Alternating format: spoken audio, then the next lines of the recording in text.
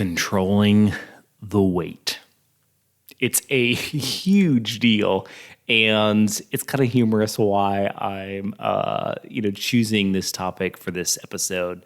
So without further ado, strap in, get ready for episode 274. Let's go. The future of fitness. How do you gain muscle mass? Fitness is not complicated. It's simple when you break it down. There's so much information out there.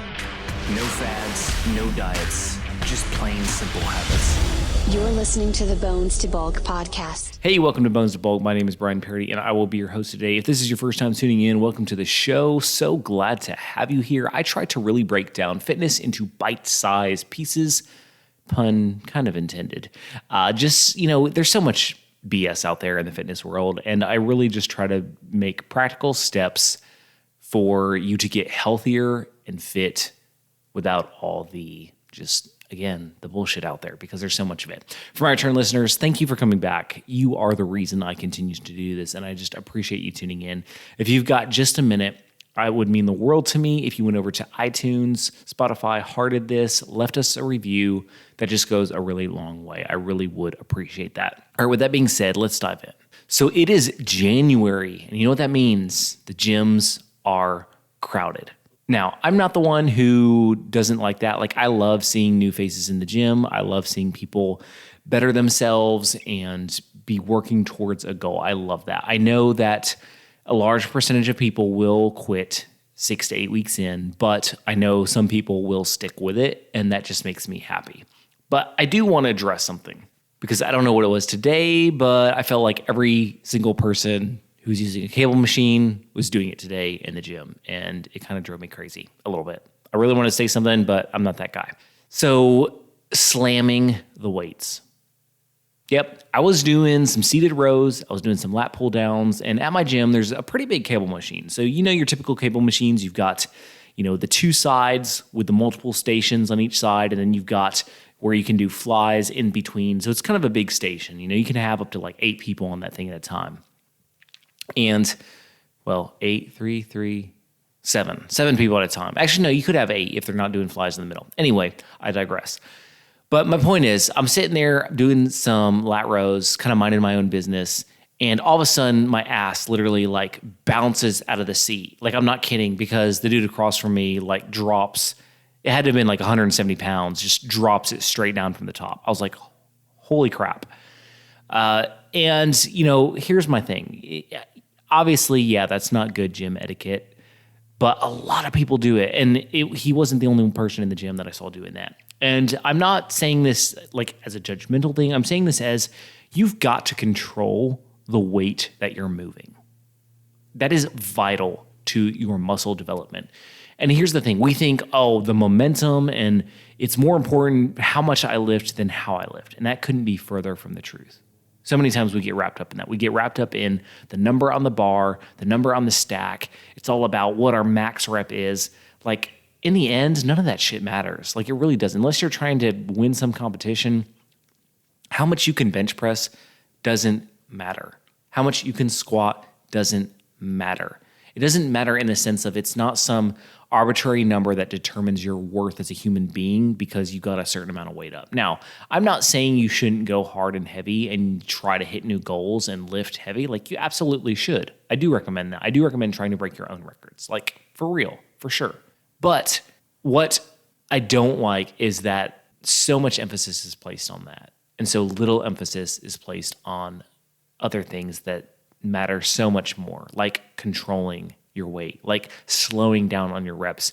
If you can't do a slow and controlled rep, if the weight is so heavy that you have to use the momentum of the movement to get through it. And again, I saw somebody else doing this. They were doing seated rows as well. And it was literally like a momentum thing. Like, they were leaning all the way forward, they were pulling all the way back. And it was just this, a full body movement, and then bam, slamming the weights when they're done.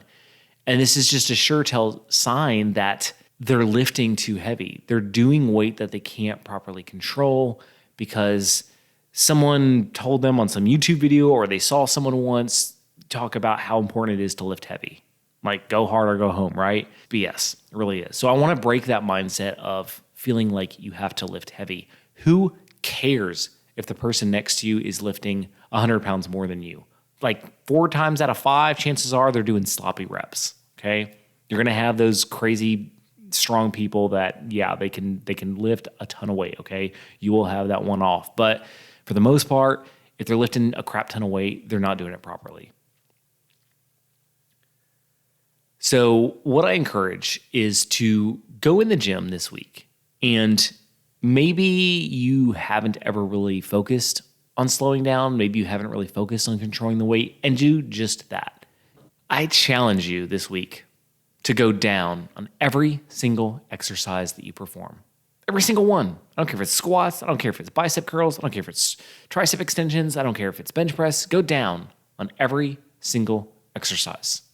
Now, you're going down on weight, but you're increasing the time under tension. What I want you to do is I want you to slow your reps down. That's right, slow them extremely down. For example, let's say you're doing a bicep curl. Count to 3 as you curl up. So 1001, 1002, 1003. Then as you're lowering, go to 4, 1001, 1002, 1003, 1004. You do that on every single exercise, I'm telling you, you are going to feel muscles that you didn't know you had. For real. You are going to feel it so much more than if you were doing more weight. You know why?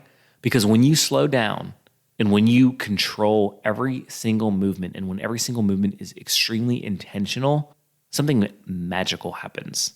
That's right. You actually hit the muscle intended. Because so often when we're doing an exercise and we're going too heavy, in order to compensate, we have to get other muscles involved. For example, on a bicep curl, if you're swinging your body, swinging your hips a little bit, arching your back a little bit to get it up, which is very, very common. And it doesn't have to be drastic, just a little bit. You're not fully controlling that exercise. Your biceps aren't taking the brunt of that load. Your body is, your whole body. And that's not the purpose of a bicep curl. It's not a whole full body movement.